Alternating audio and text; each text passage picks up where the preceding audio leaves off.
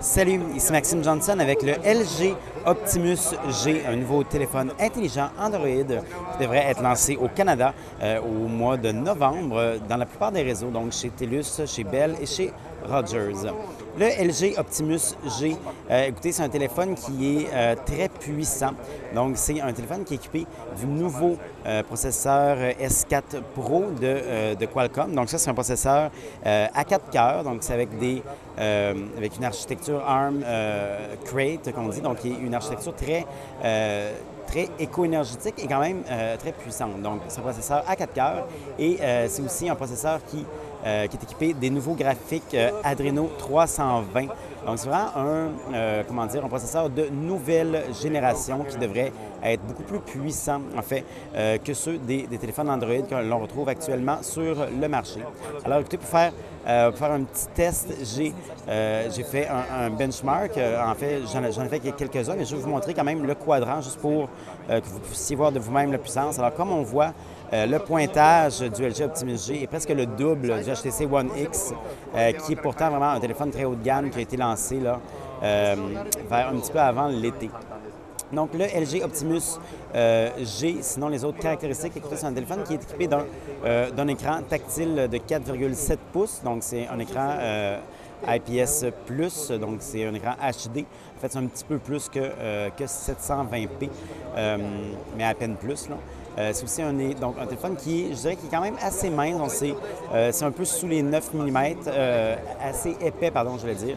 Donc, c'est un téléphone qui, il y a quelques années, aurait été très mince, mais maintenant, je vous dirais qu'il y a beaucoup d'appareils sur le marché là, qui sont plus minces que celui-là. Au niveau de la prise en main, écoutez, c'est quand même assez gros, mais ça se tient bien. C'est en plastique, donc c'est vraiment très plastique. Là. Il n'y a aucune texture derrière.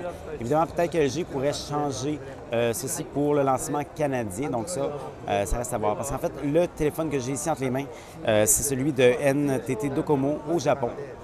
Donc, ce n'est pas au Canada, ce ne sera pas exactement le même modèle. Au niveau des autres caractéristiques, on a un appareil photo numérique ici de 8 mégapixels. En fait, celui que j'ai devant moi, c'est un 13 mégapixels, mais au Canada, ça va être 8 mégapixels qui va être lancé.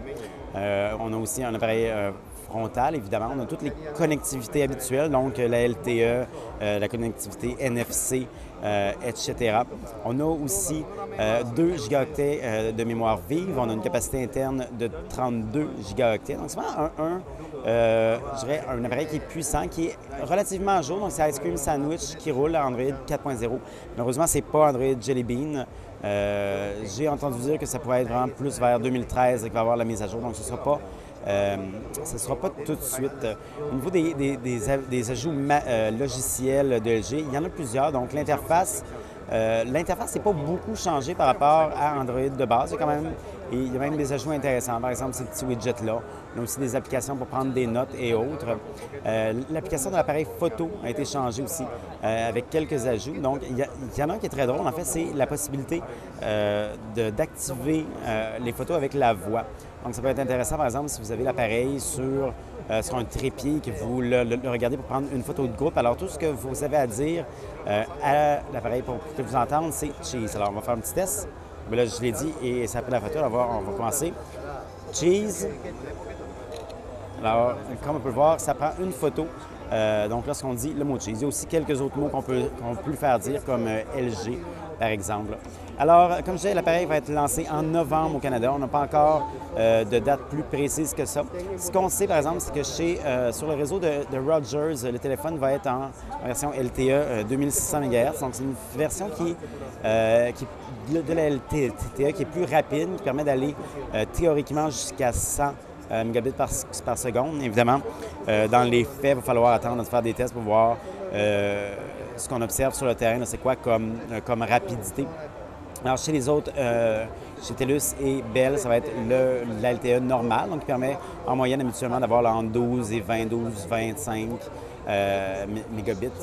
Donc, ça va être quand même de toute façon très rapide. Alors, pour avoir plus d'informations sur le LG Optimus G, je vous invite à consulter mon site web maximejohnson.com/techno.